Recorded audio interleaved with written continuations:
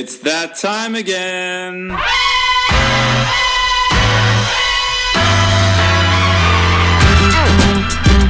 out! Here it comes. Watch out!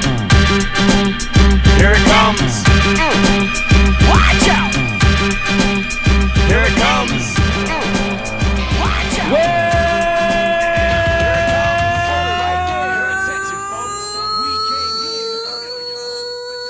Welcome to the COURTSIDE Podcast. I'm your host, Wayno, and with me, the People's Champ, Vince. The champ is here! Hi, Wayne. Good to bud. be back.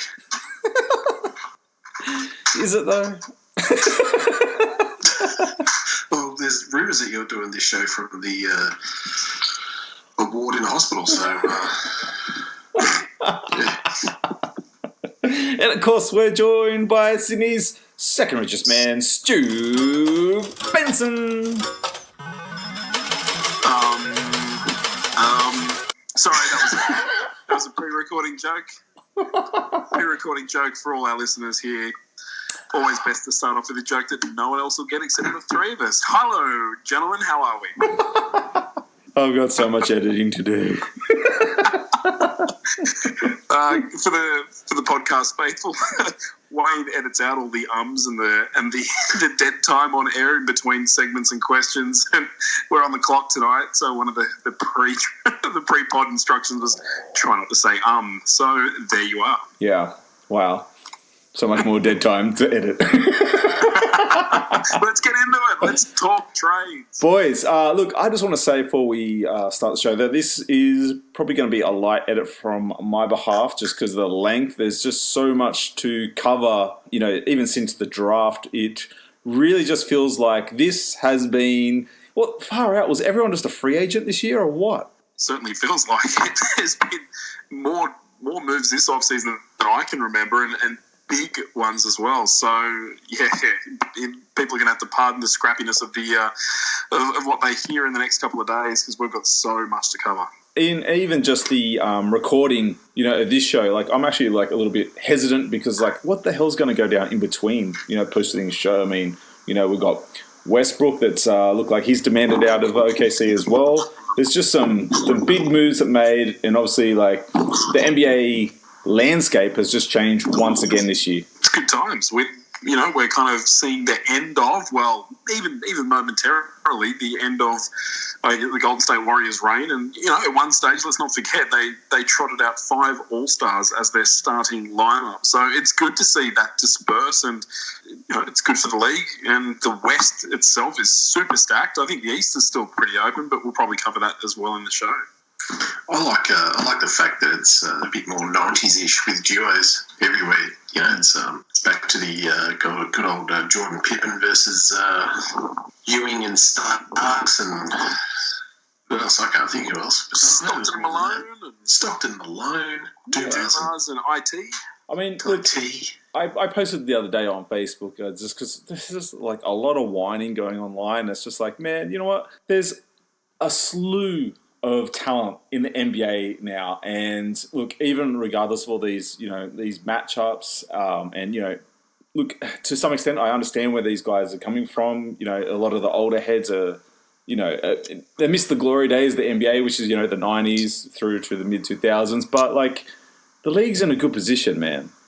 The league's in a great position. I would have killed, as an 8-year-old kid growing up watching hoops and NBA, I would have killed for this amount of transactions to go through and just this new landscape now. Yeah, I'm 100%. If you're, as a fan, as a product, I mean, Adam Silver's got to be loving it. I mean, he's going to have bums on seats in every city, if not for the homegrown product, for the visiting product. I mean, there are just a legitimate 20-odd teams at the moment who could very easily contest for the top 16 spots in the league. And as they gel and as trades keep going, I mean, remember, we're only a couple of days into this. We're still going to see even more changes leading into the season. Different pairings, different combos, new coaches. It's awesome. Honestly, this is going to be an off season to remember, and it's going to change the whole dynamic of power. It's going to be some great basketball, coming up. And I what are we now? We're 4 months. So I can't wait for October. Yeah, me too. usually what happens with these kind of shows, I usually save the biggest talking points, I suppose, to the end. But for tonight, I think I'm just going to start out with it because it was such the biggest dick tease in the league. Kawhi Leonard makes his decision, joining the Clippers, teaming up with Paul George. The whirlwind of snake-like venom towards him now is pretty huge online. But, gents, you guys were... look, I wouldn't say you guys were 100% sure he was coming to LA, but you definitely were talking the confidence up on the group chat. But after all that wait, missing out on him, some thoughts? First of all, I hadn't slept properly for about 4 days. Mm-hmm. I was waking up 12, 2, 3, 4 o'clock in the morning. First thing I do is check my phone to see if, in fact, he'd signed with the Lakers. I think I messaged Stuart about 4 o'clock one morning, and I said, "Are you awake?" And he texted back, "I'm on the workbench, sorry." Oh, yeah. I think I was apologies. Vince's code for my girlfriend. You're getting messages from Vince at 4 a.m. What's going on? Nothing. That's Vince. I was freaking out because I actually thought we might have had him. You heard nothing from the Clippers, and I thought I've got to let someone know. And who's a bigger Laker fan? Benson. I'll message Benson. I was never 100% confident, but then you see all the so-called experts like Broussard and. How does that dude have a job still? How does he have a job still? He's wrong in every fucking thing. Oh, not just him, mate. It's all of them. It's not, but him particularly, man, it's just... I feel like he just literally makes up shit. He does. What about Jalen Rose? Oh, I'm telling you now, he's going back to Toronto. 1+1, and I'm dropping the mic. You might want to fucking pick it up, mate, because Jesus Christ.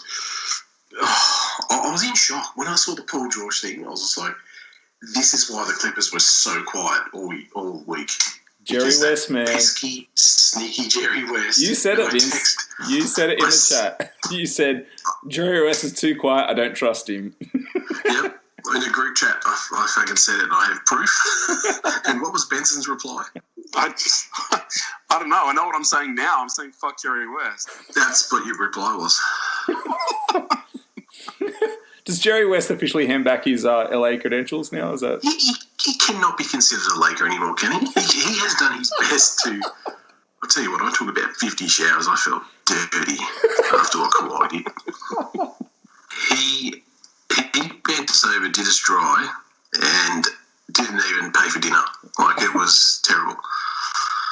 Didn't even hold the door for you, mate. Nah. It was... I'm over it now. Are you though? But yeah, they were too quiet. And this is why. And even you start looking online and you're going, there were little clues there. There really were. Maurice Harkless, was it Mo Harkless? Yeah, he got traded to the Clippers. He goes, what's Kawhi's number? And I'm like, hang on a minute. How did I miss that? Everyone missed that. We should know by now when a team goes quiet, there's something up. And sure enough, Jerry bloody West. But I did hear today that they were sending, the Clippers were sending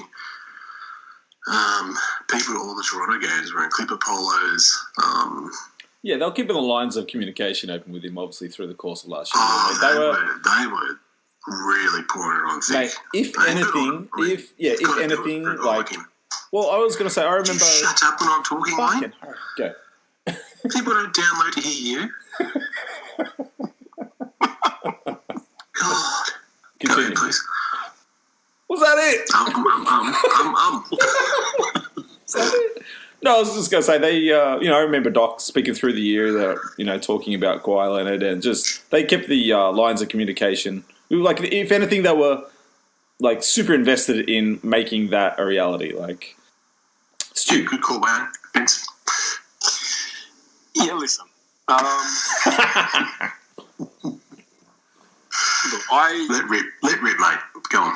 No. Well, I was surprisingly over it pretty quickly. I'm really happy with what we've done with the roster in the 24 hours since. But it was obviously very hinged on Paul George coming over. And the fact that the Lakers organisation fielded a phone call from Kawhi Leonard's team 2 hours before the signing, just to make sure that we weren't proceeding with going early on our Anthony Davis signing so that we could hold off and keep the max spot open, indicated that they were really hedging their bets. They obviously were clipper bound, and I get that, but it was contingent on the fact that Jerry West had to get this deal done. And if he hadn't have, I'm supremely confident 100% that the Raptors were out and he'd be wearing Laker gold. And I think their camp knew that.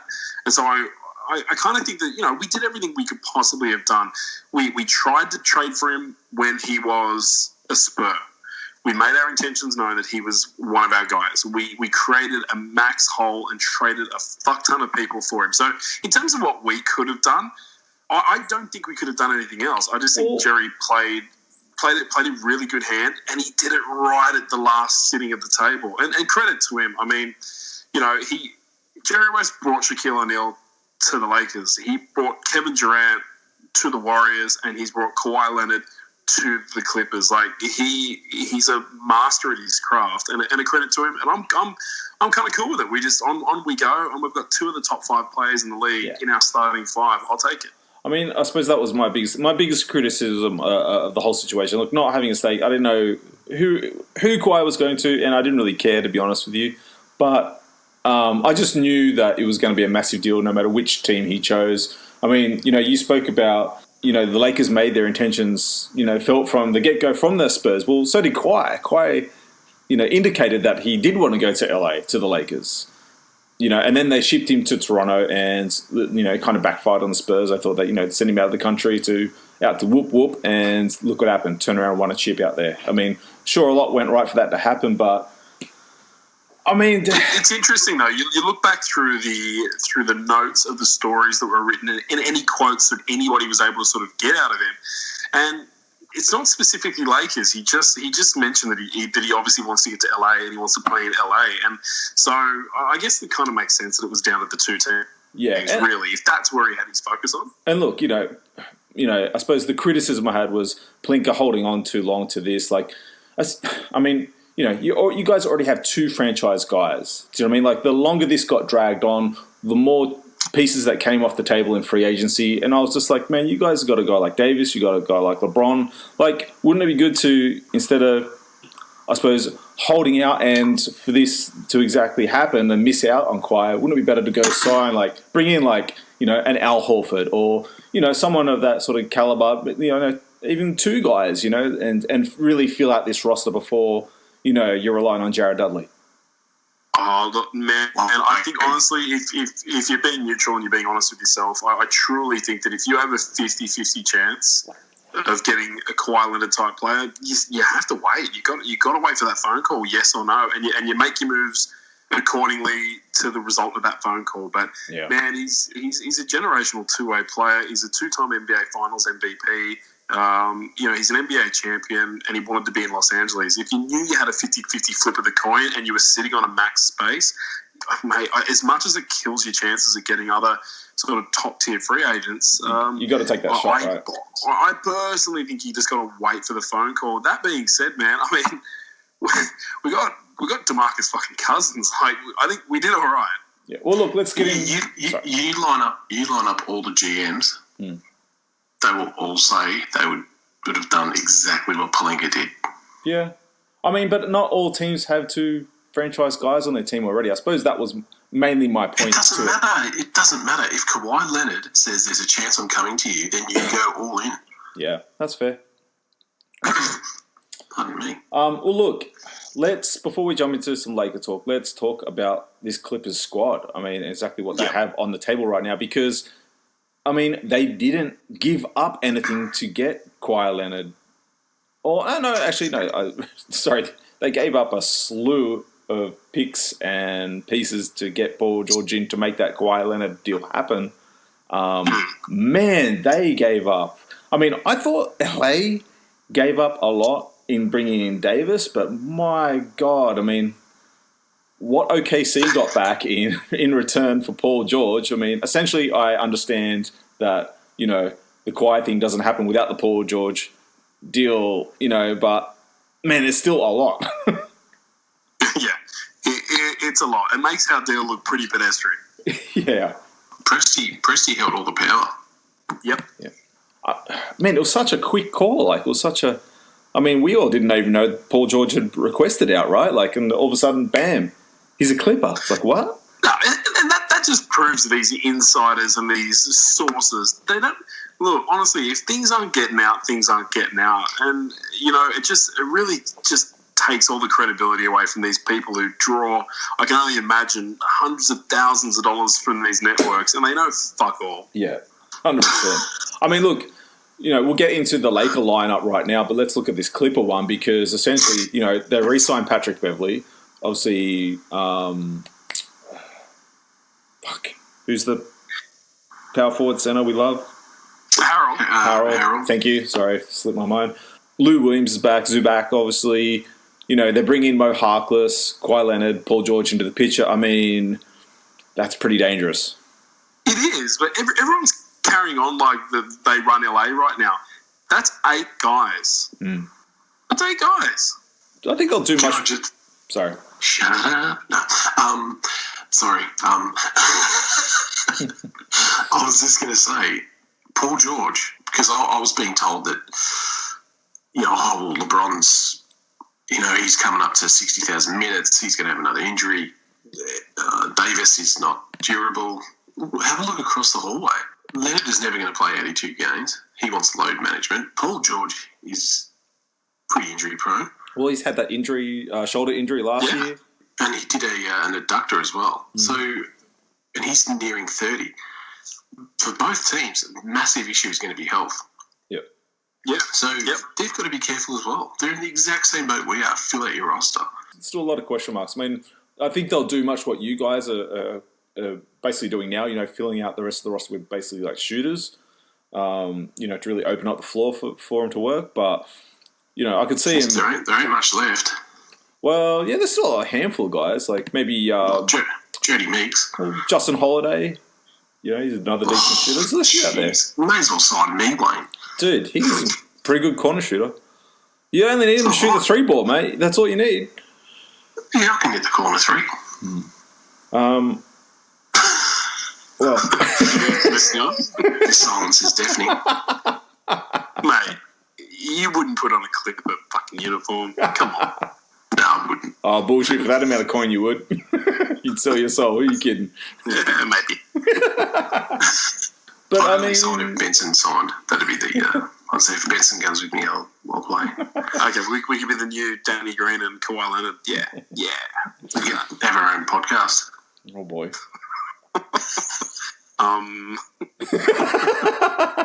Guys, look, should we jump in? Do you want to talk LA? You want to talk Lakers? Or do we want to put the magnifying glass on this OKC situation right now? Oh, just a quick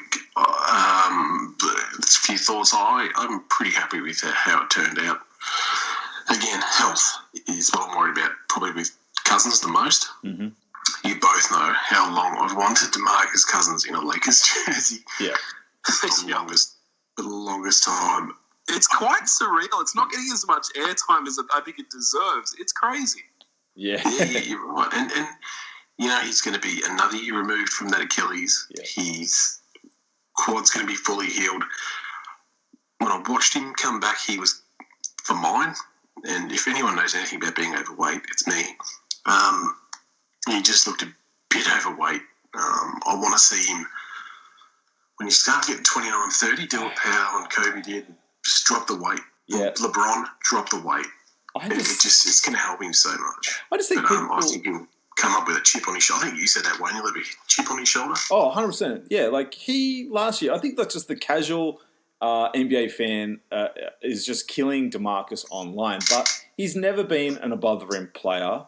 Do you know what I mean? He's never been a guy who sprints back down the floor, but he's a big body. He has a utility belt worth of moves in the post. He can get you points. Like, he honestly does. It's silly how people are just writing him off, and I can only put it down to a casual NBA fan. I mean, he's coming off an Achilles. Okay? I was surprised he played through as much as he did in the NBA Finals, to be quite honest with you. Because I was like, wow, that's quite a load coming off that injury. If he looks sluggish and he looks a bit overweight, yeah. I mean, it's DeMarcus fucking Cousins. He's not exactly like, you know, he's not a fucking skinny guy. He's a big body. Like, I just think people writing him off like this, and the fact that no other teams were showing him any real interest during free agency, he's going to have a massive chip on his shoulder. The big thing, as always with Cousins, is going to be his attitude and how he comes in. Who knows, man? Maybe this whole situation, coming out of Golden State and, the level of interest, I just feel like he might be humbled a little bit and have a bit of a point to prove. And even if you get a 60% DeMarcus Cousins, that's better than half the centers in the league. The thing is, too... Yeah. Sorry, Ben, so just one more thing. Just you said he had the utility of post moves. Yes. With that comes the passing ability.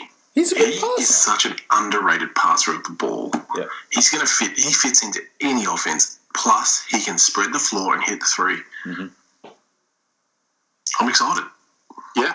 Yeah, look, I was going to say one of the other big factors with him is obviously with his demeanour, and he gets cranky and he gets texts and stuff like that, but he's got AD and Rondo on the squad. These are guys who he's played with before, who he loves playing with, and who he plays really, really well with. I think that's kind of a little bit understated in this whole thing as well, in that you've got to look at the bigger picture. And I do think it's admirable. I think we kind of got a little bit lucky as well with who was available, given we held out so long for Kawhi. Yeah. But I also think that obviously Cousins' camp was waiting for this phone call as well. I think he wanted to stay West Coast. I think he wanted to stay in warmer weather. He's obviously, been a Sacramento King. He's a California guy as well. So, I think he was waiting for this phone call, and I just think it's destiny. And I honestly... As you said, I think 60%, skill level DeMarcus Cousins, and I don't think he's going to be that bad. I think we're going to get probably 80 to 90%. He's still better than way more than half your centers in the league. Yeah. And I think, honestly, with AD opening the floor and LeBron's passing, LeBron's made it very clear to Kawhi in his recruiting that he wants to go into point guard mode this season and wants to defer. And I think that's minute loading, and that's just body loading as well. And I honestly just think that Cousins could go back to 2010 Cousins, like literally 20 points, 10 rebounds, just bullying people, because he's a huge unit and he knows how to use it in the post. Yeah, my thing is also... Sorry, go. I was just going to say last couple of thoughts from me. Kuzma's going to improve as well. Like, he's getting better every year, and I think what Caruso showed, what was it, Benson, the last week or two of the season? Yeah. Whew. He just, hopefully he's turned a corner and it's all clicked for him. Hopefully he's been working his ass off. Kid's got a ton of talent. If he can improve, that's going to help so much. The only other thing that worries me is on the defensive side of things. We're a little... Rondo's a bit slow. Pardon me, Rondo's still quick, but he's not as quick as he used to be. Yeah. Defensively, I don't think the guys just worry me a bit on defense, but there's enough scoring power there, but geez, it just at least look like you're trying to play defense this year. Yeah. I don't think Vogel will tolerate any guys not playing defense. Yeah, Vogel historically has had some pretty gritty, tough teams who have identified as being stoppers and the one that you don't want to meet in the playoffs. Like, it was always LeBron's Cavs didn't want to meet Vogel's paces in the playoffs, and whilst they got through them, that was the road of most resistance. So I honestly think their identity is going to change this season, and I do hope so, because last season it got a little bit silly sometimes. It was almost like watching a Harden mixtape of Matador defense. Yeah.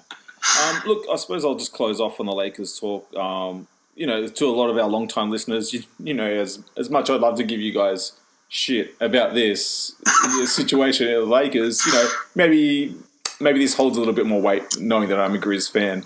I actually give Lakers the edge on this Clippers situation because of the piece they brought back. Like, literally last year for LA was probably the lowest you guys have ever been in a franchise. Like, it was the biggest schmozzle, and I don't think you can go any lower than that. The pieces that you guys are bringing back, though, and the additions to the squad, I mean, the fact that Rondo, Cousins, and Davis had success with the Pelicans, there's a lot of positive chemistry on this squad right now that crosses each other from different paths. I mean, even the guys they brought back went through all that crap last year together.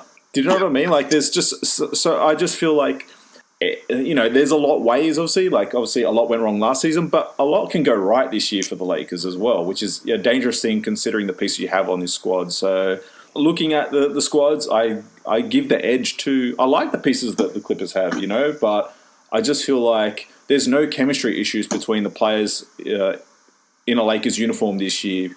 And, for all those things you touched on too, Vince, Kuzma coming back better, almost a little bit forgotten in all this. And, even a guy like Cadwell Pope, who we haven't been super impressed with. But, at least he went through that last year with the guys. There's a lot of good on this squad right now. Yeah, that's the thing. Cadwell Pope. Well, I heard you chuckling. Well, why? What does it take for him? What's it going to take for him to come into camp in shape and not take 60 games to find his shooting stroke? Mate, you'd think he'd be like the strongest legs in the league with all those ankle bracelets on, right? Too soon? Jesus. Maybe he's put it on his wrist and that's why he can't shoot. Oh, shit. No, It's like, that's what goes on your leg, Cadwell. Oh, boy. Low blow. I like it. Look, the third part, I suppose, of this whole transaction with Kawhi and his decision was obviously the OKC Paul George move. Look, even before that move, though, I thought, I'm pretty sure you guys thought it was a bit strange too. During the draft or not long afterwards, OKC seemed in a real predicament, like a real, a real urgency to get under the salary cap. And making players available like Steven Adams, which I was just like, why? Like this feels a bit odd. You'd make that player, and I think there was someone else too that I'm maybe looking over. Maybe Schroeder. They made a really shitty offer to Nerlens Noel, and he got upset, and then tested the market, and he went, "Oh, okay, I'll take it." Yeah. Well, we asked him to reconsider it, right? Yeah. So you want to put that back on the table, or what? To make that move for Paul George and just the players they bring back in. I mean, clearly it's a fire sale right now, and Westbrook's got to be shipped out. Like, he's got to be talking to camp, going, "Get me out of here." Yeah. Well, there's talk. They're in discussions with Chicago, and Chicago will give up way too much. They are just dumb. That doesn't make sense, right? Like, if you're a Bulls fan, right, and you're making a pitch for Westbrook, I mean, I know the caliber of player is everything, but that just doesn't sit well with the direction this team was headed, right? Like, that's a weird move to make. Because who are OKC going to ask for? They got Kobe White, didn't they? Well, they're going to ask for Zach LaVine, picks. Yeah, they're going to ask for the point guard they got in the draft. They're going to ask for LaVine. And then they're going to get a 31-year-old point guard who's got a dodgy knee, plays above the rim, which is not good for a point guard when he's in his 30s. I just don't know how it helps. Sorry, Wayne. No, I just don't know how it helps either player. Like, it doesn't help Westbrook. He's not going to want to go there with all the young guys, and it doesn't help the young guys because they can't help Westbrook win. But that freaking albatross of a contract, he can't go to any contenders. Yeah. It's Miami, it's Chicago, it's the Knicks. Maybe Minnesota. It's Orlando. Oh, I wouldn't want to see him in Minnesota. I know you wouldn't want to, but I mean, as far as moving Wiggins and they need a point guard and we'll talk about D'Angelo later, but kind of makes sense in some essence. I just feel like... I'll tell you what, if you want to give Joey from Timberwolves Explosion on iTunes and Double Twist, just for release the show, check it out. If you want to give him a heart attack and lose the remaining 4 pieces of hair he's got in his head, send Westbrook to Minnesota because I think he just blown the whole state of Minnesota up. Oh, if you're a 10, 9 or an 8 finisher perennial, and you've been hanging, you just cannot get yourself, I don't know, a little bit of mongrel in your team when you cannot get into that first round or cannot advance past that first round. I don't know. In terms of would he improve the Timberwolves? I think he would. Yeah. Would he improve the Orlando Magic? I think he would. He's a freaking bulldog. Like, I think yes, is he an unbelievable player? And it sounds strange saying that because he is, but yeah, I know what you mean. Well, we pointed out last year and the year before, Vince, about how you know, he couldn't come into the season trying to do the triple-double thingy. Like, he had to change his game to win, and that's what cost him. That's what cost him last year. You know, he's already the man. Like, there's nothing to prove. You've got to, I don't know, man. Like, it's just, we all watch his games, right? You know, and now this is the other thing. Like, it's like, we've seen Durant, who couldn't play with him. As much as he denies that's what happened. You know, now we've seen Paul George take the first fucking bus out of town. Well, there's talk that Paul George had buyer's remorse when he signed in his first year after he re-signed. But as a 31-year-old point guard, and I'm being dead serious here, and he'll never do it, but he needs to sit down and say, right, I'm 31, I'm playing with this dude. I'm going to get all you guys involved. I'm going to keep everyone happy. I'm going to set the table. I'm going to give the ball here and there. I'm still going to get my shots. I was taking 25. I'm going to try and take 15. Yeah, exactly. That's what he needs to do. Yeah, 100%. He will not. No. And it's a shame because any team, like if he was the third guy that we were going after, I'd be so pissed off. Oh, same. Like I just don't want him. And it sucks to say that because go. I was going to say, you just totally hit the nail on the head, and this is my one criticism of him, that, okay, if he just knows, like, I can average a triple-double in this league, cool, you can. Like, you clearly can, dude. And I would say probably last season's effort was probably more impressive than the other two in that I think he really worked for it in terms of his rebounding. I think he really worked for it in terms of his assists. But instead of 10, and 30, he should seriously be, honestly, 13, 11, and I don't know, hover around the 18 to 20 point mark. His usage, he's just a chucker, and that's why people don't want to play with him, because he's just this fixation on being the guy providing all the points is just to the detriment of his position. He's a point guard. Yeah. I mean, I know he's a scoring guard. I know he's a combo guard, but when you're dropping 10, 11 dimes a game, you're the point guard, right? So just own it, drop the usage, drop the shots, and give it up. Or alternatively, sorry, even in 08, we had those 3 years where Kobe was just horrible. He wasn't passing the. Okay, even when we got Pau Gasol, but when Kobe started being more unselfish, we started winning more games, or looking better at least on the court. That's what he's got to look at. Like, doesn't he have even Jordan realised he couldn't do it by himself. Vince, doesn't he have the perfect example from last season though? Like, look what Kawhi did. I mean, like, he's a guy. Exactly. He's a guy who could literally average pad the stat sheet out every night if he wanted to. But he doesn't do that. I mean, granted, we had games in the playoffs where he was putting up shots, but I mean, that's when it's called for, and that's when you do that. But there's no sacrifice here. Like, there's no sacrifice. It's just Russell, you know, tripping over his own ego, his own attitude, rubbing everyone the wrong way, from fans to coaches to management to fucking players. Like, It's so unique. Can you guys honestly think of somebody who's a perennial all-star that is literally so hard and almost impossible to trade, and take a contract out of it? Like, just as a player, can you remember somebody who's been this hard to trade at what is maybe the peak of their powers? It's crazy. Yeah, I'd struggle. You're 100% right. Everything you said, Wayne. Sorry.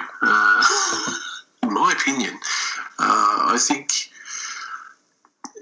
it's going to be. There's no way he's going to a team where he's going to go, or he's going to work with Sam Presti and go, send me to the best possible place I can win, and they're going to go, well, we can't fit him in. Yeah. He's stuffed himself, and when Kawhi took, I think it was a game where Kawhi took like 40 shots, wasn't there, in a playoff game? Yeah. Well, bloody close too. No one else was doing anything, so Kawhi's like, you know what? It's time to take charge. But that's the difference, right? That's the difference between, like, you know, a guy who recognizes the moment. Do you know what I mean? Like, and not every game is that moment. Do you know what I mean? And there's no there doesn't seem to be any level there for Westbrook to recognize those two things. And I feel bad for him a little bit, you know, but I just also feel like, you know, his attitude and his ego is getting in his own way, and we should be talking about him with a lot more praise because of what he's doing on the court. Because the stats don't lie, but also the stats don't lie. Yeah. Yeah, it's a bit of sake. I don't know where he ends up, and I don't know who, even like you said, Vince, who wants to play with that?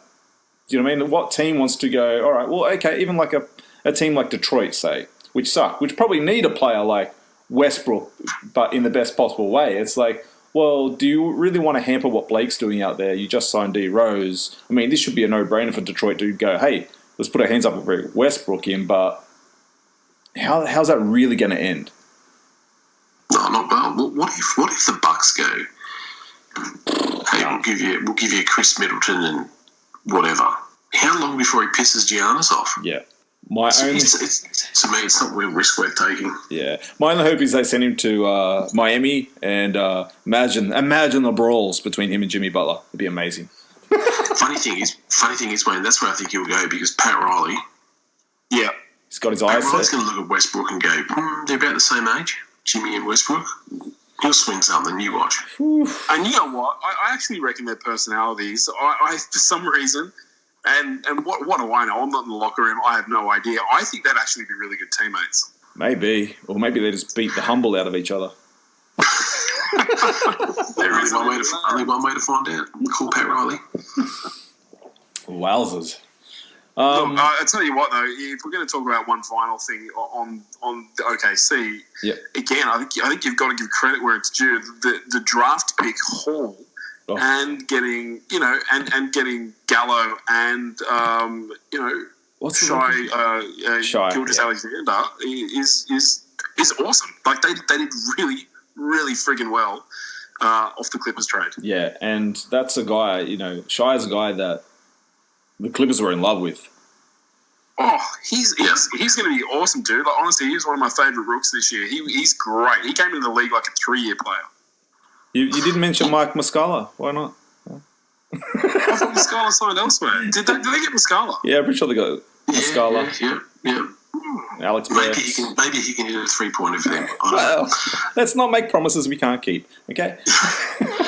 It's a huge draft haul. Whatever they do with Westbrook, keep him, trade him. They are set up like few teams before them. That's like Ainge level, or Nets level draft picks. Like that's a haul, man. They did really well. Do you think Danilo stays, or do you think they move him? He just seems content wherever he goes. He really does. Yeah, but he's got that fiery Italian temper. He doesn't want to stand around watching Westbrook dribble for 23 seconds and hoist up a shot. He fucking did it for years out in Denver, watching all those point guards do the same fucking thing.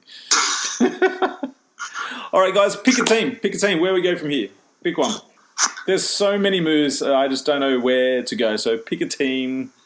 Do we want to touch on Boston? Do we want to go to Brooklyn? Do we go to New York?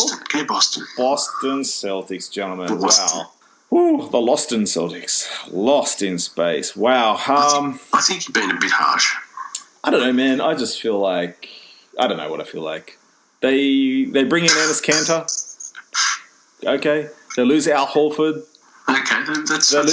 Well, Kanter's a handy replacement. He's not the defensive whiz that Horford is, but how many second chance shots are they going to get on the offensive side of things? Here's actually my thinking with Boston, Vince. Here's my thinking. Maybe we have a little bit of a resurgence with Boston. Maybe all this, we spoke a lot about Boston and how, adding back those injured star pieces in Gordon Hayward and Kyrie Irving from their run previous year, how it hadn't panned out and everyone seemed a little lost, and I don't know, I feel like at times that they didn't know who really to give the ball to. Then we had all the drama with Kyrie Irving throughout the course of the year and him wetting his nappy, but I kind of feel like maybe a little bit of less is more with this team now. You still got Jaylen Brown. Okay, Gordon Hayward's still there. Probably needs to be moved on sometime during this year. Marcus Smart is back. Jason Tatum. You add a guy like Kemba Walker. You bring in Enes Kanter. I mean, look, it doesn't scream the volume of talent what they had from the season before, but maybe it's a little bit less is more. Here's my thinking on the Celtics. Kyrie Irving we all know he was the main reason they did not fulfill their full potential.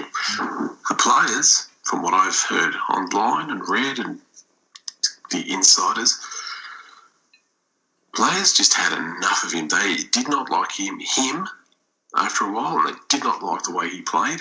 Their improvement is going to come from Jaylen Brown. He's going to play, I'll guarantee it, he'll play so much better without Kyrie. Hayward is going to get better. Kanto is a perfect fit. I love Kemba Walker running the show. He's a better teammate than Irving, and like Stu said, what the hell do I know? But you know when you can just tell someone's not a knob? That's Kemba Walker. He's a better Isaiah Thomas, right? Like he's a, what Isaiah? They've still got enough depth. They're well coached. They will be fine if they don't win 55 games minimum. Oh, yeah. They'll win 55. Easy. Wow, really? Whoa. Vince. Wow. Making a big call early. I really like this Boston team. Okay. The improvement is coming. I'm telling from the young Jaylen Brown, Tatum, they're going to take us a step up because Kyrie Irving, holding them back. Peanut was holding them back. Okay. I'm trying to think of something to call him. But Peanut's appropriate. I feel like Peanut's appropriate. Yeah. Stu, some thoughts from Boston. Level this out. Yeah, look, not too dissimilar. I don't know if their record's going to be in the 55 mark. I think there's a lot of things that have got to come together quickly, but and they need depth, power forward and centre wise. But we love Kanter. Again, as you mentioned, offensive boards. There's none better for my money, and he's gonna help those guys. Kemba is pumped. Written an open letter to the city already. Cannot wait to don. The white and green, and he's coming in with a great attitude. Not that Kyrie didn't come in with a great attitude, but quickly, shit went south, and he had to go, and I'm glad he did, and I'm glad he did for Boston fans. I just think they're going to get a heart on their sleeve, hard-working guy in Kemba. We mentioned it earlier in the podcast. Before we even started recording, it's like this better version of IT, which you just mentioned as well, Wayne, and that was a gritty, fun, hard-working Celtics team who earned every damn win that they got. And, with the same coach and that same attitude, with better, playing from Brown and Tatum, which they will get, I guess I'm just reiterating what the three of us collectively think. This is this still a good squad. And they're going to compete every freaking night. They're going to do Boston proud. Yeah, look, the thing I think that really hurts them is losing Horford. I mean, that's the big one. We thought he was there long term, and I myself personally, I just thought that he was opting out to reapproach with a bigger deal with Boston, and then that they kind of got sideswiped with that. People were saying that Ainge has lost out on all these picks and all this rubbish. I mean, I just think. Maybe too many casual fans voicing opinions, but, man, they got Taco Fall as well. Love Taco. I'll tell you what, though, we talk about Big Al, and that changes a lot of things over in Philly. Well, let's jump to Philly, guys. Because that's another team that I really like. Tobias Harris, man, he just keeps getting paid, and he's such a, do-it-all utility guy. It's just funny that they paid him and not Jimmy Butler. I think they offered Jimmy Butler for full max. Did they really? Went to Miami? I think they did. He's supposed to hang out with Wade now, doesn't he? Well, Wade's retired. Well, he's supposed to hang out in Miami with Wade on his off days, mate. Who said it? I heard it as well. I heard he told him really early he's not coming back. Yeah. Yeah, but they did offer him the full, and then they're going geez, we don't want to lose Tobias. But geez, I wouldn't have paid Tobias all that money either. That's a lot. He's a nice player, can get his own shot. Like I said to you guys, couldn't guard a coma patient. So it's just too much. It's too much money. Yeah. Yeah. It's just the new economy, though, right? Almost everybody's on too much money. There are some deals that are just what the fuck? Come on. We just gave Danny Green $30 million over 2 seasons. Honestly, I don't know if his market's $15 million, but we just went and paid it for him. It's just there's some contracts that are head scratches. You know what? Better to lock him up at that price and let somebody else get him, and then they've lost both him and Butler. You know what? They had to do it. Yeah. No, for sure. I don't mind a contract like that for our team because there's not a big free agent get next season, but there is after the season. Yes. Yeah. So he's off the books. And I think LeBron's off the books as well. So, look, a lot of our deals have been very strategic and very short for very particular reasons. But again, look, I just think if you look at who was available and who Philly probably thought that they could get and attract, you know what? Yeah, it's like the Middleton deal. I don't think anybody else is paying Chris Middleton that madness. Oh man, that was huge. That deal. Yeah, and we'll swing back around to that as we keep going through the East, but.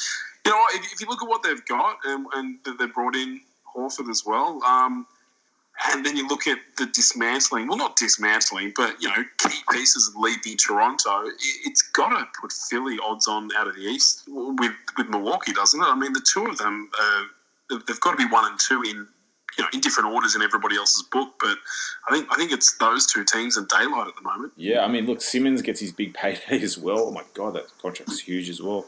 The piece I actually really like, I mean, Horford makes a lot of sense for them and is going to let. I mean, he can relieve Embiid at the center when needed. He's played that majority of his career. Despite him voicing that he's a power forward, I like the fact that it swings him back to the power forward position as well. Like that's just gonna. I'm really interested to see if his niche in the NBA is actually being an undersized center that can kind of do it all and is quicker, or if he has some merit of being a power forward, because we've never really seen it. It was never that guy in Atlanta or any of these teams he's really played on. So it's going to be interesting. I really like the Josh Richardson addition from Miami as well. As far as a guy who can get out and run with Simmons, I mean, he's a young talent and can definitely fill it up quick. They're gonna miss JJ Redick. They're gonna miss TJ McConnell.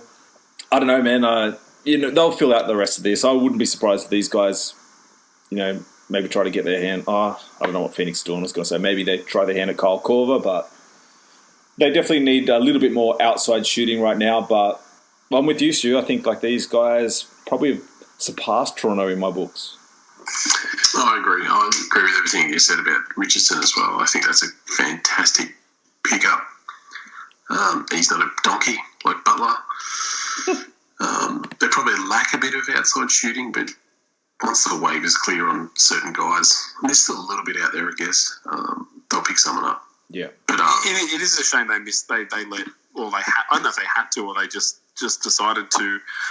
With TJ McConnell, I think we all liked him. Yeah. Yeah. I think he's in Indiana now, I want to say. No, he's in Phoenix. No, really? He's at Indiana. Is he Indiana? Is he? Because they've got 3 TJs. They've got TJ McConnell, TJ Leaf, and TJ Warren. Well, hey, look, while we're talking about it, let's jump into it because, look, rough season for them last year, obviously losing Oladipo with the big injury. But they still made the playoffs. They still, with this gritty team that Nate McMillan put together, and they still did their thing. You add Oladipo back to the mix. They bring in Jeremy Lamb, bit of a sideways move. TJ Warren, I really like the addition of that. TJ McConnell, obviously. They're going to be dangerous in the East, and I think a lot of people have forgotten about them. Did you say Brogdon? He's gone there. Oh, Malcolm Brogdon, of course, yeah. Yep. So they've had a really good summer, haven't they? Yeah, except they lost Bogdanovic. That's no good. That's a hurt. That's true. That's a big hurt. Yeah. But TJ Warren, man, he's good. Yeah. What about losing Darren Collison all of a sudden? That's incredible, isn't it? He had a good year last year. I mean, I'm looking at that guy going, he's still got another 5 years in this league. And then calls it quits, retires to pursue the long life road that is Jesus Christ. Interesting.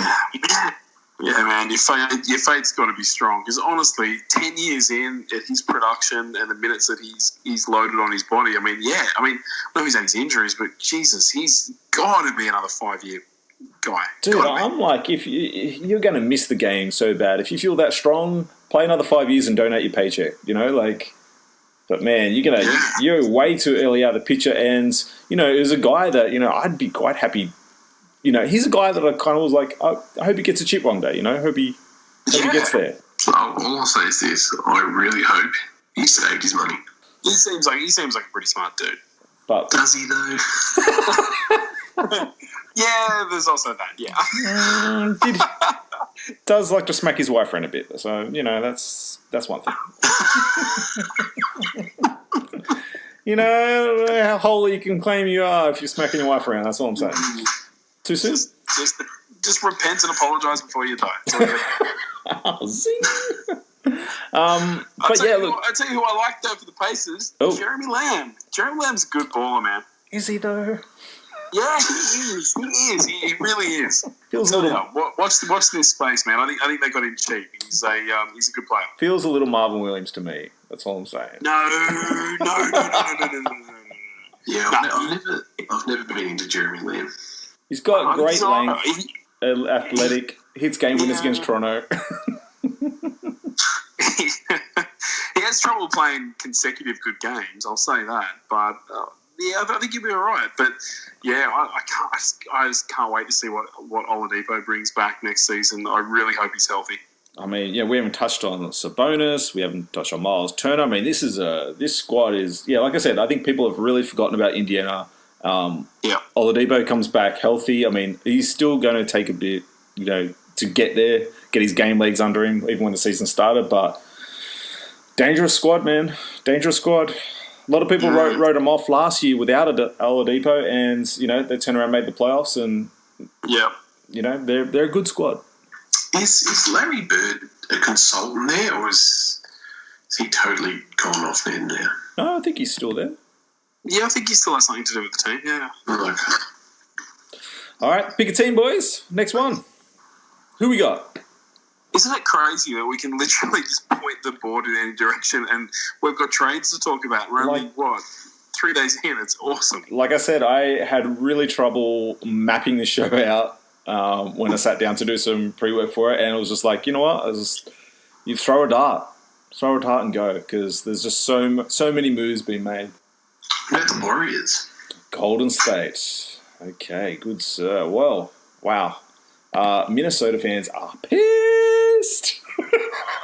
It was supposed to be. Pissed they are. It was supposed to be a done deal. D'Angelo going to Minnesota. Everyone on the chats was talking about it, and this was finally going to be. Anthony Towns posted a loading sign on his Instagram. Dude, right? And then out of nowhere, he ends up on the Warriors. Oh yeah. So, Carl Anthony Towns is D'Angelo's best friend, right? Pretty much. Yeah. And the best you can do is post a freaking picture on your Instagram saying loading. He should have been by his side 24 hours a day. No. Sharing with him, whatever, go in the bathroom saying, please come, please come, please come. I'm pretty sure because Kat, Booker, D'Angelo, obviously really good mates, but D'Angelo Russell was hanging out with Towns' dad all summer. Really? Yes. Oh, God. That's what I say. It's a total left jab out of nowhere. Wow. I mean, I was floored. I mean, I was flabbergasted. I'm like, where did this come from? I don't understand. I mean, part of me goes, maybe this is a part-time agreement between Golden State and Minnesota to give them enough time to clear cap to be able to bring D'Lo in, because from all words... That's the thing, Wayne. Joey said today that all they were waiting for was a commitment from D'Angelo, and they had the deals in place to get the cap space. From what I've read, they hadn't cleared enough cap space to be able to pull the move off. Well, are you gonna believe? I'm gonna believe you, Vince. A former season ticket holder for the Timberwolves, or some putz who, like the rest of them, gets everything wrong. Who knows? Who knows, right? I'm going with the big J man. Look, either way, it's an intriguing move. I'm really interested to see how all the pieces move. I mean, obviously, the Warriors have KD leave. They have Clay out for the year with his injury, rather. They trade on Iggy. Iggy's now in Memphis. He's coming to LA. Is he though? Yeah, but which one? Yeah. We're holding the spot for him. I mean, Jordan Bell ends up in Minnesota. Quinn Cook ends up in LA. Cousins in LA. Durant bounces to Brooklyn with Irving. Yeah, Iggy in Memphis. They bring in... I kind of like some of these additions, though. Like, I've been a Glenn Robinson III fan for a while. Yeah, he a quiet year in Detroit coming back from his... I think he'd done his Achilles, maybe, or ACL. Maybe it was his ACL, I think, because he was quite solid in Indiana until he went down with that. And, of course, they bring in the big man from Sacramento, which was really weird. Willie Cauley-Stein from Sacramento. That's just a great move. It's a great move, man. I don't know, man. Like, he just can't hit jump shots. Like, he doesn't have much post game. Doesn't have to. He's a great weak. Nah, he's a better JaVale McGee. Honestly, he's a good defender, and he's super young, so he does help him a lot. But I just thought with the year they had in Sacramento last year, and the corners they were turning, for his agent and him to come out and sort of demand out of Dodge was just a strange move. Yeah, look, Cauley-Stein, he's coming there and all they're saying to him is, mate, set picks, rebound, run the floor, block shots. Yeah. That's all he's doing. He's going to have so much fun doing it. Yeah, he's like a... I think he's like a better version of a Clint Capella. He's definitely a better version of a JaVale McGee, but he's that type of player. He's just going to run. He's going to set screens. He's going to dunk. He's going to rebound. He's going to block a shit ton of shots, and he's just going to play a role. And yeah, I actually think that Sacramento, with what they're doing in their youth movement, and keeping their core together, I think they. Oh, jeez, I don't know. I think they might regret letting him go. He just wanted out. Like, they offered him an offer sheet, and he just wanted out, which is... I haven't read anything to say that it was, he felt like it was a bad situation or whatnot, but maybe he just wanted a bit more spotlight. He just said he needed a fresh change, fresh start. Yeah. Fair enough, I suppose. Just weird, man. I just thought, man, the year that Sacramento had, they only narrowly missed out on the playoffs. Like, and everyone coming back that bit much better. Like, I think they'll definitely crack it this year. But I mean, look, let's jump back to this Warriors squad. I mean, speaking previously on this Warriors squad, knowing what we knew with the injuries and the question mark on KD, this upcoming season was really like a year off for them, right? To regroup and to solidify the bench. It still will be. Do you think, I suppose the question I'm asking you guys is, do you feel like this is a long-term stay for D'Angelo Russell, or do you think he'll be moved before the end of the season, or what's the story? I think he's there until Clay comes back, and then he's gone. Right. Yeah. Totally agree. They had to get a tradable asset. You can't lose Kevin Durant for nothing, and so you do this deal, which is effectively a swap. Yeah. With a guy who you've got now on the books, but it's a movable contract given his trajectory as a star. Yeah. But he does not fit there when Clay comes back. So I don't know. I guess they've got him for backup and insurance for the whole season if they need him, but I don't think he plays out the whole season there. I genuinely think we get to February, March, or we get to the trade deadline Feb, and he's gone. I mean, because if they end up sucking, they can go pretty high on the draft, and I don't know if it's worth keeping him there. Like, you might be worth, like we said, like taking that year off, regroup, letting those young guys getting better, which is a little weird because I thought, what's his, Jordan Hill, I want to say? No, who am I thinking of? Joe Smith. No. Sounds like. Jordan Bell, sorry. Jordan Bell, sorry. Oh, Jordan Bell. Yeah, like I thought, man, he must have really pissed them off last year. Seriously. He doesn't box out, man. I don't know, man. Like, he goes to Minnesota. I mean, it's just, I don't know, weird. But I don't mind him, but he doesn't box out enough for a guy he's supposed to be there rebounding. Mm. Well, look, we've touched on them all night. Should we jump to the Brooklyn Nets? Let's do it. We should. A lot was centered around them, especially early on. Obviously, look, we just touched on the D'Angelo Russell deal. They bring in Kyrie Irving. They bring in a absent Kevin Durant next year. They bring in Wilson Chandler, DeAndre Jordan, Garrett Temple, I suppose. I think he's there. Championship now. I'll tell you what, I suppose this is a little bit like the whole Paul George, Kawhi Leonard situation, because I just thought it was really weird that Brooklyn seemed to sort of throw D'Angelo under the bus, not under the bus, but like they didn't really seem too concerned with bringing him back, considering the breakout year. I mean, he was an all-star last year. He played excellent. Do you know what I mean? He played excellent. I mean, they gave the Sixers a scare. Do you know, it come playoff time. Like, what they get the first 2 games, was it? Maybe I want to say first game, maybe. I just thought it was weird. I thought, wow, their intentions really isn't to bring him back, and I found it really weird that they weren't throwing the max money at him. You know, considering what he did that during the course of that year, how young he is. I mean, so maybe this was a whole thing of, you know, we're not going to get the Durant deal done unless we bring in the point guard he wants. Come January, maybe earlier, Sean Marks is going to go, what have I done? Yep. No. He will. No. He will. And because, you know what? Because I can't wait till Karis LeVert is standing over there going, is Peanut going to pass me the ball? Nope. I look, D'Angelo didn't ask to be traded there, right? He was traded there. I think he made his intentions known as soon as the memorandum dropped and they could start having official conversations. And even before then, I don't think he was all in with Brooklyn. I don't think he wanted to be there. I think he was leaving regardless. You think he's got off to Mini? You think that was... I do. I genuinely think that he was gone. I think that Minnesota was on the list. I think he knew that the Lakers had put feelers out there. I think Magic Johnson had made some comments a little while ago about, you know, just about the maturity and how he needed that change and things like that. I don't know. I don't believe in my heart of hearts that he wanted to be in Brooklyn, but he flourished and it was a perfect situation for him and he totally took advantage of it. But I don't think he was re-signing it, and I think they knew it. Wow. Okay. They're not going to be good next year. They're good the next... Mate, they've lost Jared Dudley. They're not. I mean, I love Spencer Dinwiddie.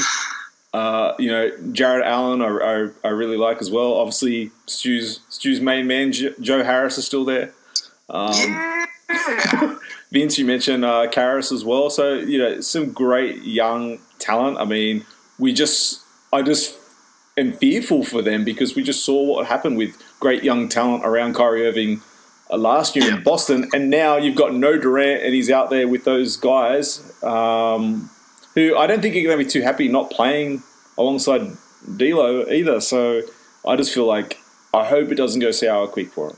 What does it do with Jarrett Allen in terms of having DJ there? Is that like a mentoring thing, or is that like... Do you know what I mean? That's weird.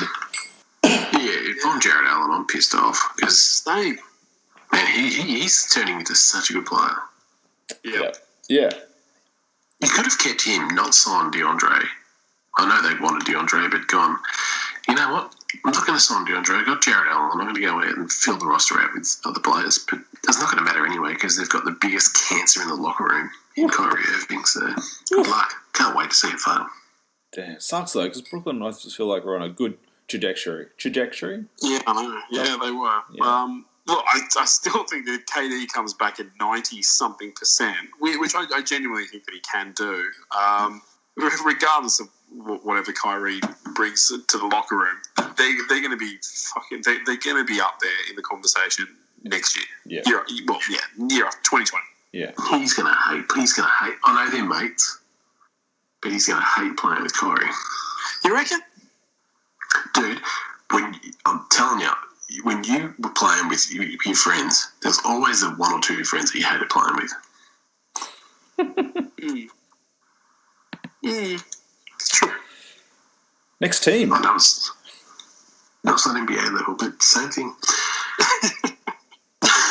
You're up, Vince. Next team. Who are we talking about? Me? Oh, dear me. Throw a dart. Who are we picking? Well, I haven't got a dart. Do we want to know what the fuck is happening with this team to talk about? There's a few of those. Give us a what the fuck. Do we want to talk Phoenix Suns? Do we want to? Say Phoenix. I just don't understand this squad, man. Who's coaching Phoenix? Who the fuck knows anymore? Dan Marley. It should be Dan Marley. Fucking give some stability. I mean, Jesus Christ. If ever there was a sign Devin Booker is fucking bouncing, it's probably going to be this coming year because... Oh, at least he's got a point guard. Dude, they didn't want to make a move for D'Angelo Russell because they thought he'd be a bad influence on Devin Booker. Are you shitballing me? Did you see what he did last year? Did you see the turnaround? He was a fucking all-star. Unbelievable, man. I mean, look, I feel bad because one of my boys, Javon Carter, recently got traded out there. I feel bad because Aaron Baines is out there. Saric is out there. I mean, Rubio signed out there. I mean, they're still sitting on Korver.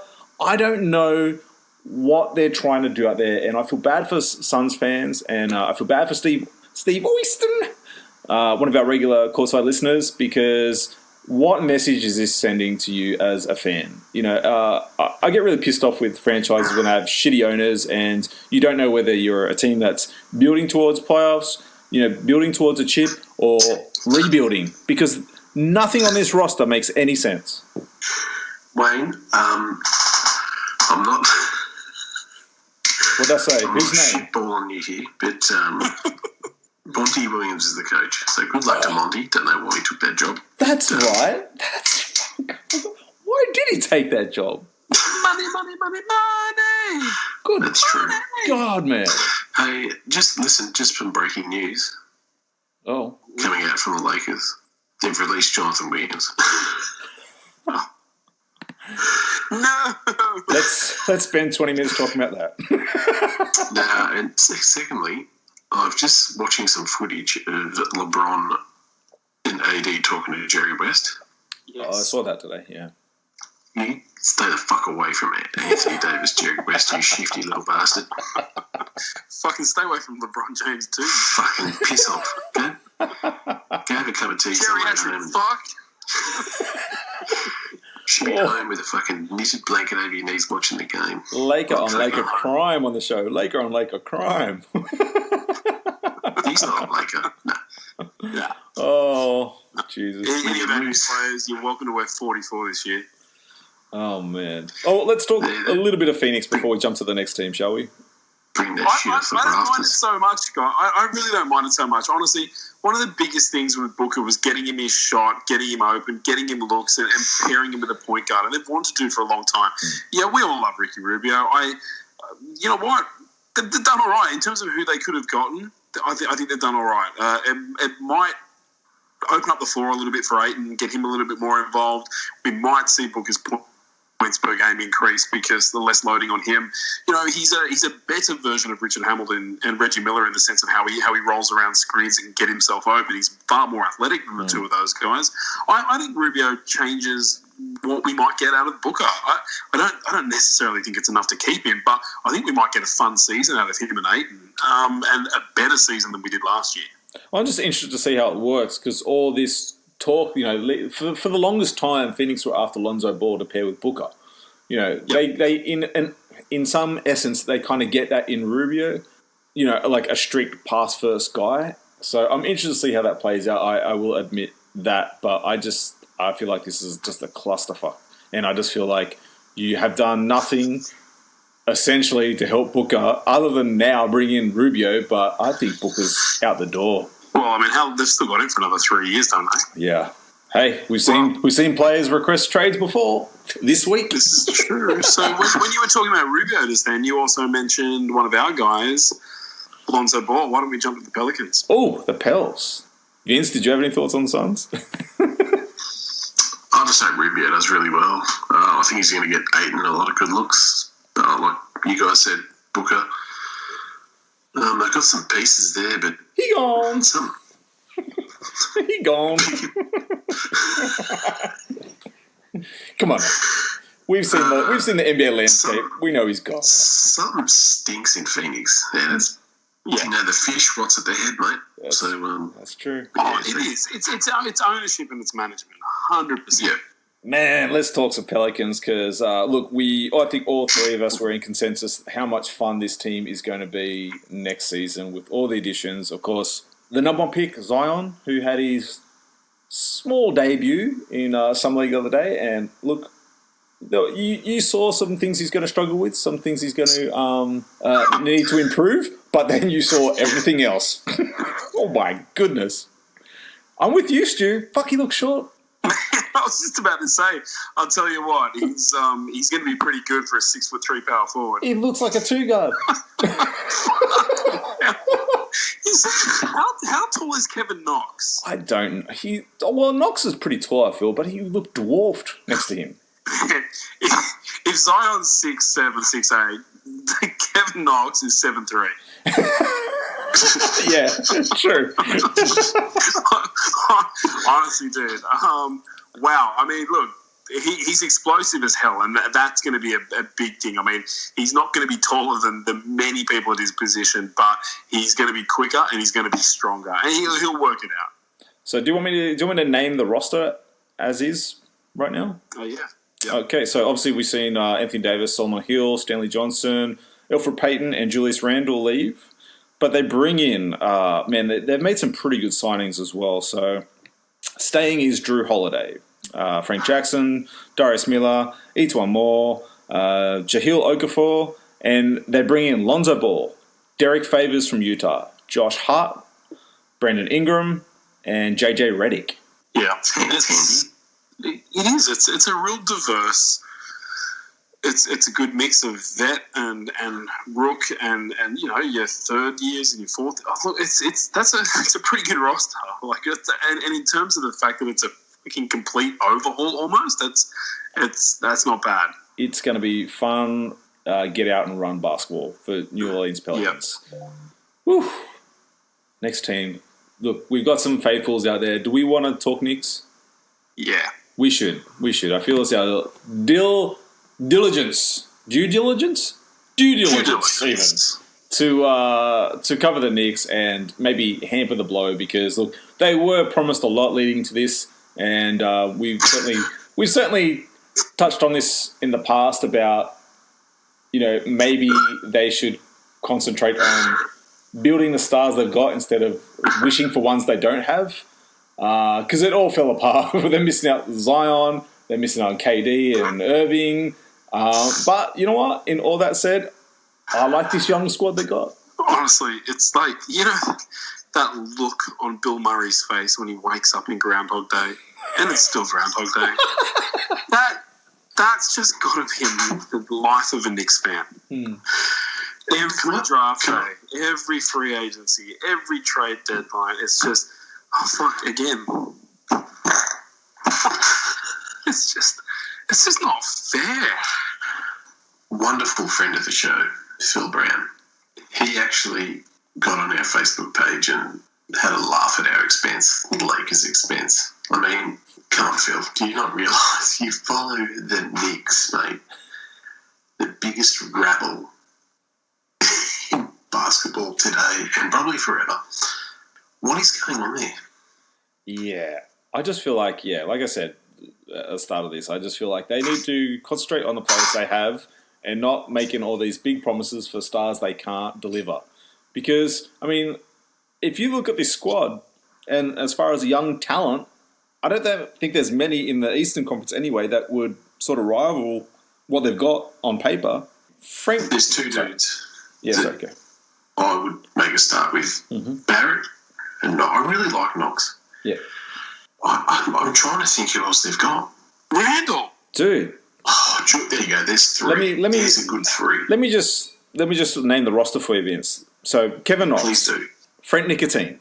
Mitchell Robinson. Dennis Smith Jr. Alonzo Trier, who had a bust-out year last year. Okay. They bring in RJ Barrett. Nice. And then they kind of, look, Julius Randle, not your favourite guy in the world, Bobby Portis. Dickhead. They bring in Elfrid Payton. Then they surround those guys with some vets like Reggie Bullock, Taj Gibson. I mean, on paper, man, look, I know you didn't get the big stars you wanted, but there is a lot of young talent on this squad, and that's a positive thing. And it's the best youth movement team that they have had in a decade. Years.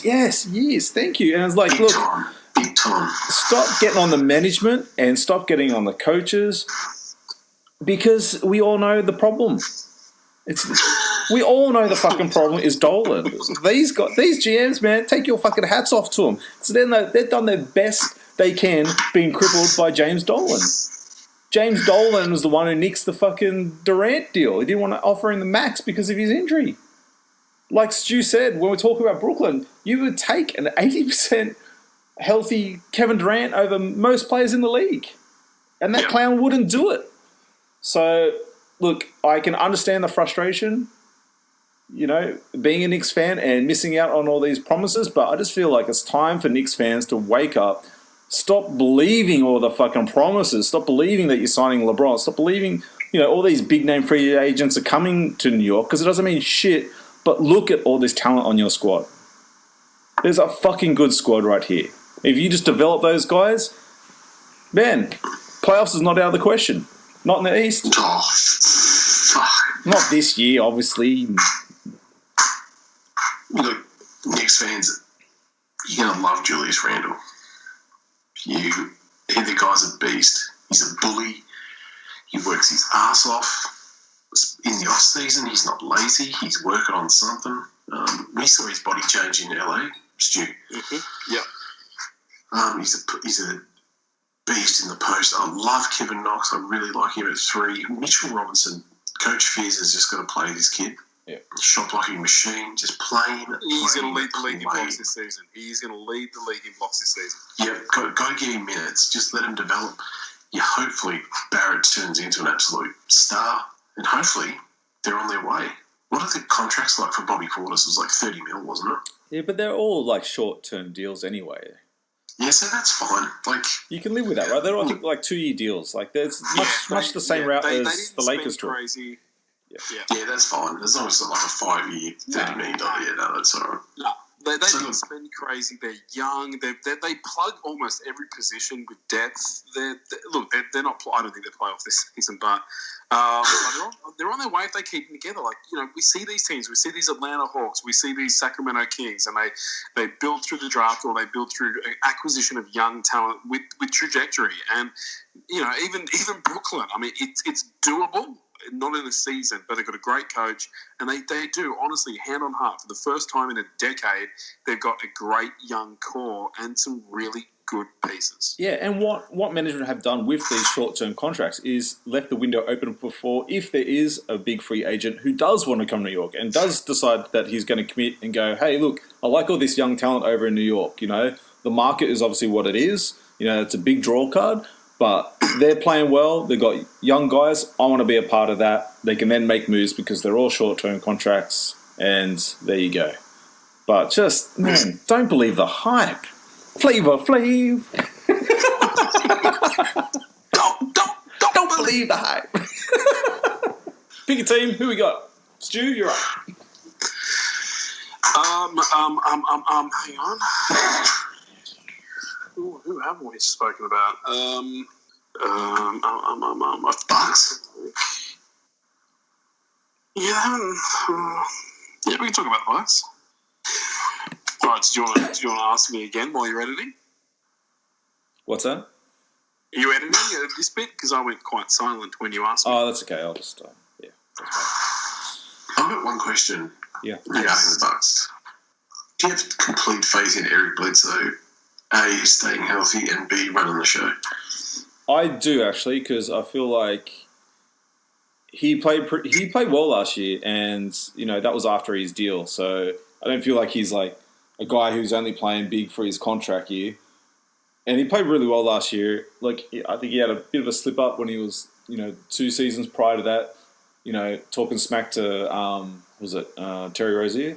Yeah. Yeah, and he paid the price. But that following year, you know, his contract was up, he put in the work, and he played really well last year. Secondly, did Robin Lopez go there as well? Yes. Yes. So we got the Lopez brothers, and we got the Greek Freak brothers. Oh, no way. Yep. Really? They signed his younger brother, who was... Really? Yeah, was drafted to the Knicks. Been playing overseas for a bit. He's with the Bucks now. The one who played for Dallas last season? Yeah, no, that was the younger brother. Okay. The other one that's been out of the league for a little bit. The shit one. The point guard, the point small forward guard. Yeah. How tall is he? 7'4". He's only 8'9". He's fine. The point small forward guard. Okay. Look, not a lot of moves for the Bucks. Bringing in John Lure from Detroit and Wesley Matthews from Indiana. I like that. Yeah, they're very good signings, honestly. Matthews is working his way back. I mean, obviously a big injury, but he's very serviceable. And Lure's a gun, man. That guy can shoot. Yeah. I think the biggest thing for them was bringing back Brook Lopez and obviously re-signing Chris Middleton, even though that contract is... makes my eyes water. Makes my eyes water. Good on. That is a disgusting contract for him. He's a good player, but good on a G League getting that kind of deal, man. So, fuck. I don't know. It's massive, though. Honestly, more credit to him if that's the sort of money they're going to throw at him. But just for scale, right, that's an average of $35 million a season. And whilst it scales up, that's what it averages. Kobe Bryant never earned $35 million a season. And I know it's a different game with a different economy and different contracts and a different cap. But when you look at it contextually, I mean, Kobe was only playing like 5 seasons ago, and in the peak of his contract, and never got a $35 million season. Chris fucking Middleton is going to average that for the duration of his contract. That's crazy. Yeah. I think for me, the surprise part of this Bucks is them losing Nikola. Yeah, the league gift. Who was like due a big payday as well, and decided to bounce back to Europe. Yeah, and they'll miss Brogdon as well. I don't know, man. They did pretty well without him last year. Like I think that was. I feel like if he had a big year last year, they maybe would have second guessed it and not let him go. But like they played really well last year without him for the majority of the season. I think maybe for them, I keep saying I think. God damn it. For the Bucks, I think that was a real indicator that we can. Again, right? Yeah, I keep saying it. Jeez, drives me. You know, I'm going to murder myself listening to the re-edit of this. But yeah, it was a bit of a proving ground that they can win without Brogdon in the playoffs. You think they can? I think so. I think they showed that last year. I don't want to say it again. Don't make me say it again. God. Editing woes. Yeah, but they did what they should have done. Look, they'll all be a bit better, but they brought the core back from Milwaukee, and Kawhi's not in Toronto anymore, so I think Milwaukee's going to really challenge Philly. I think. Oh my God. Any final thoughts or next team? Let's go. They haven't really done much to warrant us talking about them, to be honest, have they? The Bucks? I think they just steadied. Fuck. I'm losing it, man. I'm losing it. Now I'm so aware of it. Brilliant. Why don't we jump ship to Utah? Can we talk about Utah? Jazz. Yeah. Look, they bring in Mike Conley. Who'd you say they brought in before? Stu? Bogdanovic. Ed Davis from Brooklyn. Emmanuel Mudiay from New York. And who? And Jeff Green. Always an interesting signing, Jeff Green. So they've joined the core with... Shut up, Vince. I think at this time of the night we might have lost Vince. He's I think gone. Mudiay has done it. Mudiay? I hate you so much. Emmanuel Mudiay. Mudiay. I was listening at home. I'm going to mute myself. I hate him so much, moves like this. I knew that would give him an aneurysm. I could hear it building. I knew it was coming. When it hits 11 o'clock, we're gone. So, some thoughts. So did they lose? I can't. It's really hard to keep track. I can't remember an off-season with this many moves. But did they lose Jay Crowder? They did, right? They did. So Grayson Allen, Jay Crowder, part of the deal for Came Mike across Conley with the Conley deal. Yep, Gotcha. yep. Okay. They lose Derek Favors to the Pelicans, Kyle Korver to Phoenix, and Rubio to Phoenix as well. Okay, so they bring in Davis to help plug up that power forward center spot. They've brought in Conley, obviously, in the backcourt with Mitchell. We've got Exum coming back from injury. Bogdanovic is going to really help spread that floor like Jingles does. Underrated scorer, really underrated scorer, and creates his own shot all the time. Yeah, look, I don't know. I think they're probably a sleeper in the West. I think so too. I think that last year was a bit of an off year for him, if anything. And Joey had a bad playoffs. You know, there's no sort of denying that. Compared to what he did the year before, it was definitely like a bit of a downer. But I like the pairing with Donovan Mitchell and Conley. Like, that's going to work really, really well. Yeah. Yeah, they've upgraded. I mean, you look across the board, and I can't see where they've downgraded anywhere, to be perfectly honest. I think they've probably upgraded with every move. So, they did well. Spider had a pretty ordinary off-season. He was very hot and cold. He was either completely on or completely off. Yeah. I guess he just needed that experience, so he'll be better for it. Yeah, I think they're better than they were last year. For anyone who's following us on Facebook, I don't know if they saw the post, but I watched I've been watching a lot of Summer League. Obviously, it can be a little bit of fool's gold, but during the Utah game, they actually swung and talked to Exum. My God, he's put on some bulk. I hope he can hold it, because he looked good. Looked really good. Yeah, right, okay. Yeah, I was like, holy shit, he's really back on some I think we all just want him to have a healthy season, right? Yeah, get through 82 games, please. Please. Have we really lost Vince? No, I'm back. Okay. You back? You all right? Yeah. You mentioned Exum. They bring in Moo today to play behind Conley. Where does that leave Exum? Well, I think it's backup, really. Because if Dante goes down again... So you think he's ahead of Mudio? It just depends how healthy Dante is. I think they're going to bring him back slowly, obviously, so... Yeah. It just worries me a little, that's all. Like, I know he's coming back, but he needs minutes. Oh, no, he's probably big enough to play two guard as well. Just not sure if his game suits it. He's big enough to defend the two, but he's not an offensive two. Yeah. Yeah. But I love what they've done. Utah. They are definitely, like Stu said, they're definitely better than last season. They are going to be quite the team to be reckoned with, I think. And shout out to Coach Snyder, because he's the bomb. Love Coach Snyder. Yeah, they're going to be just fine. And again, I think Mitchell will be better for his playoff failings. We've seen he's there's something about him that I don't know if it's his mannerisms or some swag or something, but it reminds me of young Kobe Bryant. And I know they're not the same player, and I'm not even hinting that they are. But there's something about him that's got that right bit of chip and also respect on his shoulder. And, we all saw, Kobe's famous airball three-pointers, but it didn't stop him, it didn't deter him, and it fueled him, and he was better every season after it. And I think Mitchell probably took a lot out of his playoff performance last season, and I definitely think they're going to be better this season. Nice.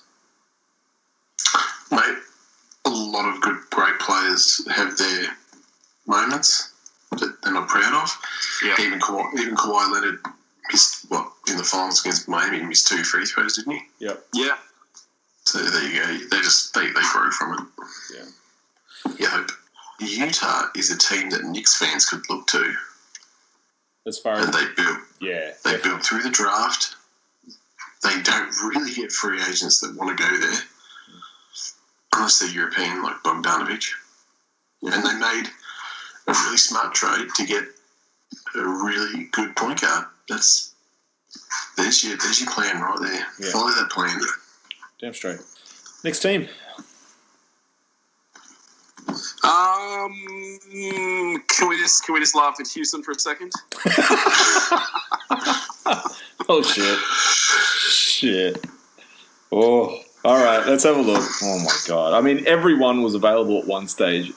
Everyone for the right price, which is just... I mean, essentially, they bring back everyone, right? I mean, they're... Nene's not coming back. Yeah, so I think Kenneth Freed is a free agent. Nene is a free agent. Shump. It's the same team. And someone's leaking out of their camp that they're not happy with Capella's development in the sense that all he is a catch and dunk guy, and he's not developed any offensive game. And because he doesn't get shit.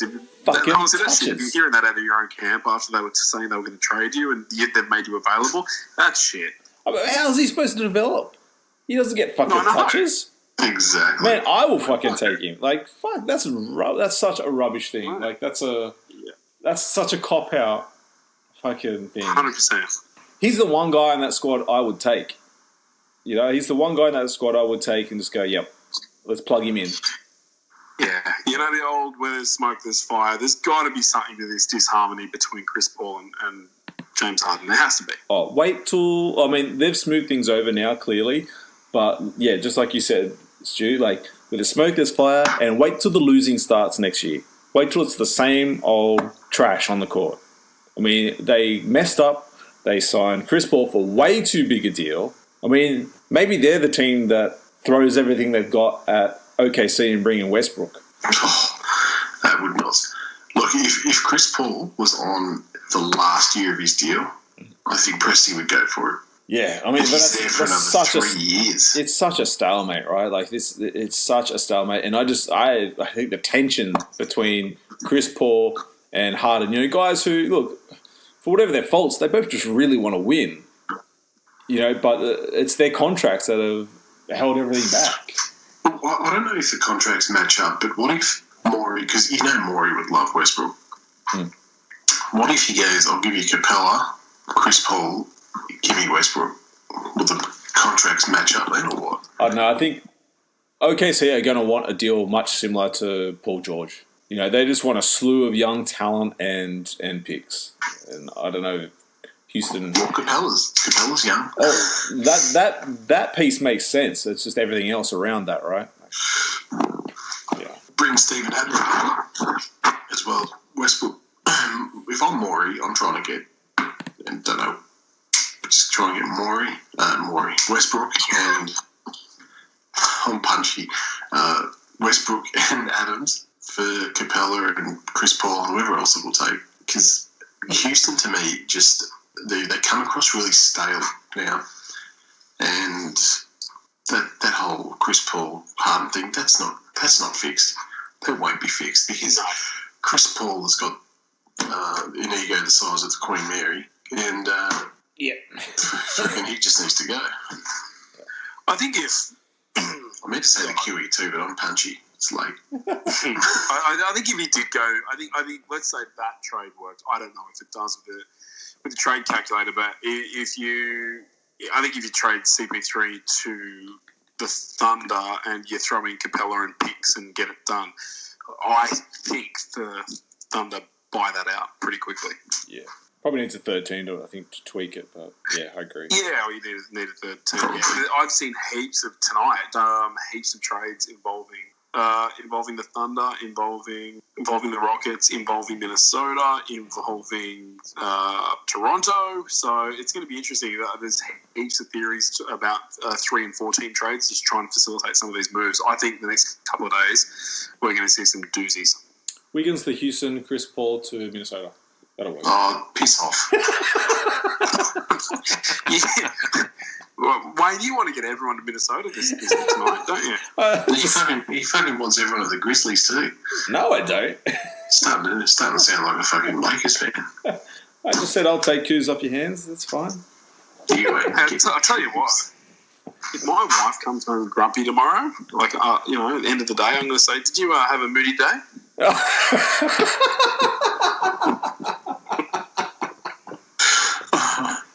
All right, now I gotta leave all that in to make the joke work. Oh boy. He's looking at the name Moody. Okay. and he adds an extra D in it. Moody Day. Moody Day. Last team, guys. Last team before we round off the show. Who we got? What's that? How about we talk about Dwight Howard? Dwight Howard. Oh, we can end with Memphis if you want. Are you going to get a Dwight Howard Grizzlies jersey? He's not staying, but by God, I hated that. I just got rid of Chandler Parsons, and how are you going to do me like that, Grizz? My goodness. Careful, because Dwight Howard will do you like that. Oh. Just vomited a little bit in my mouth then. Jesus. That's the old blacks. Look, I really love the moves that Memphis have made. It's, I said in the group chat that it's so refreshing to have a good fucking GM and decent management for a change. Like, it's just, we're making good moves. Look, are you though? I hate to see, we are, man. Like, we're not competing for anything, like we're just building. You should bring JaMychal Green back. I love JaMychal Green. Nah, you guys can have He's good, man. You guys have him. He's a glue guy. I like him. I like his game, but you guys won enough when he was there. He's that's right. We've been through that. We've seen the holes. Look, we bring in Grayson Allen, Jay Crowder, Solomon Hill. Jay Crowder. Dwight Howard is officially on the books, I suppose. Andre Iguodala, Josh Jackson. Nice little surprise there. I like that. That's a low risk, high reward. Well, 100%. Yeah. I mean, he's got to sort himself out, and I hope that going to Memphis, it's a bit of a change of scenery for him. Because what was he, number 4 pick? I think he was. Yeah, I think so. So lots of potential there, and I thought he played on court. I thought he played a lot better last season than he had in previous years. When he got minutes, he was like, it was like a red rag to a bull. He was non-fucking stop. He was awesome when he was on. Yeah. I like the guys that are still here, Kyle Anderson, Jared Jackson Jr., obviously. We bring back Big Jonas. Dylan Brooks is back this year off injury. We had a bit of a breakout year from Bruno last year and Ivan Rabb. So, man, I'm just enjoying what's happening in Memphis right now. Like, I think we hold a lot of cards with Andre Iguodala. There's no rush for us to move him because I feel like as trade deadline comes closer, teams are going to be... There's no way you're going to be able to trade him. You don't think so? Because teams already know that he's just going to be bought out or waived wherever he goes. So they're just going to wait for you guys to waive him. Mate, we're not going to waive him. He'll go in a deal because the longer we wait, the more those teams that are in contention, Vince, are looking for that extra piece to tip them over the edge. And that's exactly what it doesn't work like that way. That's how it's going to roll. It doesn't work. How it's going to roll, Vince. How it's rolling. It doesn't work like that. I think you're on the pipe, Wayne. I don't think that's how it's going to work. I'm saying, man, it's how it's rolling. Oh, my God. It's been one of those. No. Look, what I'm saying is we're in no rush to move him right now anyway, so it's fine. No, then that's fine. But, yeah. As long as we have rid ourselves of Dwight Howard before the season starts, I'll be happy with that. Obviously, I really hope not. Of course you are. Really interested to see how Ja works out, our rookie point guard, number 2 pick this year. So that'll be interesting. And Brandon Clark, our guy we picked up later in the draft, looks pretty good as well. So, yeah, I'm excited. Can I just question about your point guard, who I really like, by the way? Sure. Ja, is that short for something? No, I think it's literally Ja Morant. Fair enough. Yeah, I'm 99% sure it's just Ja. Just Ja. Like it's not pronounced Ya? No, Ja. Everyone says Ja. I think we'll bring back DeLon Wright, though. I think he's a restricted free agent for us. Before we got the number 2 pick in the draft, I actually thought that maybe this year they'd move ahead with, moving Conley on and giving him the reins because he was really good, man. He came across in the Toronto deal and toward the end of last year, he was getting triple doubles. So, I think that's... Really? Yeah, he's good. He's good. Whoa, wait. You don't have to put an alarm sound, but Vince. Ja is a nickname. Is it? Oh, okay. His name is Demetrius Jamal Morant. Wow. Vince is on the ball. Demetrius. Interesting. No wonder he goes with Ja. Ja. Yeah. Demetrius Jamal Morant. He'll be good once he puts on a bit of size, though. I'm a bit worried about his Is he half Greek? frame. Like Demetrius. Yeah. I don't know. Maybe he's good at maths and Pythagoras' theorem. Maybe he's ancient Greek. Oh, boy. He's half antithetical, but All right, some thoughts on Grizz before we round this out. Jesus, you guys are... could not give a stuff about your Grizz, mate. Cool. Stu? If you finish in the top 16 of the Western Conference, you're doing all right. Right on. I'll take it. No, I think you'll get the number one pick next year, mate. That's honest truth. I hope you get the number one pick. So do I. We're a young call. I know what we're building towards. That's fine. Do you? Well, I'm not sitting here like a Knicks fan thinking I'm getting Kevin Durant next season or I'm getting LeBron James next year. I know exactly what this team is. We're in a rebuild. You know, grit and grind era is definitely well and truly over and had been for years. We got rid of Chandler Parsons, which I'm super pumped about. I'm just enjoying the squad right now.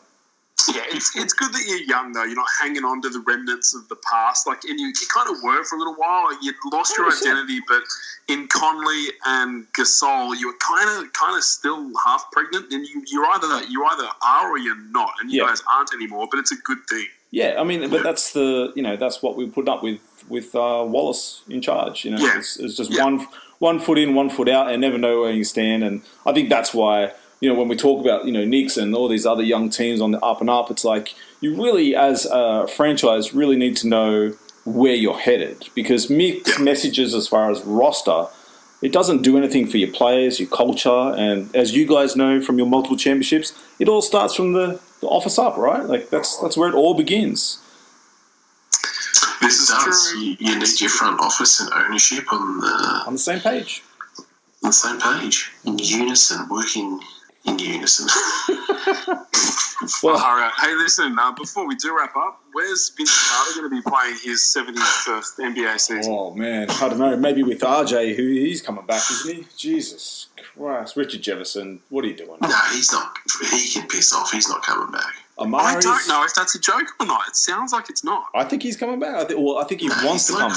He's like 40, man. He's not coming back. Hey, he could play big three, couldn't he? Come on. You fucking having the Grizzlies. No, I'm telling him he could play big three. That's what he could do. If Richard Jefferson is missing it that much, just go play big three.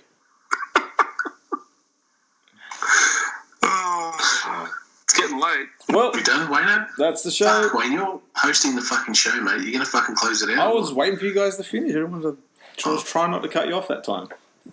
Oh, jeez. At the end, you know. Yeah, I waited 2 hours and now I'm going to be polite. Yeah, exactly. And of course, if you want less politeness, you can catch our show at the website, www.CRTSDE.podbean.com. There you'll find links to the Facebook page, all our other episodes. Guys, come down on Facebook, chat with us out throughout the week. We are down there talking trash to each other and talk about the latest topics. Gentlemen, what a show. I just feel like next time I record, there's going to be even more movements potentially. But, man, it's been emotional. Thanks, Stu. Yo. Great show, mate. Thanks, pal. All right. Mate, I shouted you guys out the other day too. Thank you. Oh, did we get a link? Oh, I didn't see a link. Did you get a link, Stu? I'll post it on later. Was this on your fantasy board game comic book utility belt podcast? Nerd Fest. Yes, as a matter of fact, it was. I'll post links later. Wonderful. Can you throw in a soundbite of Ogre just going, no? No. That's one of my favourite gifts. Every time you nerds start talking about your online role-playing games. Hang on, mate. It's not online role-playing. I play Battlefield 5. It's World War 2. Okay? That's a role-playing. Multiplayer. I'm not playing a role.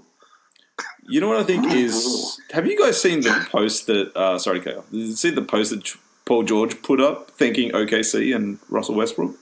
Oh, no. No. It is the most hypocritical piece of trash ever posted, I feel. Mate, the guy did a 3-part documentary on ESPN about how he fucking loves OKC, and he bounces 12 months later. He didn't even say the extent of his contract. What a fucking knob. Go fuck yourself. Here it comes. Watch out. Here it comes. Watch out. Ball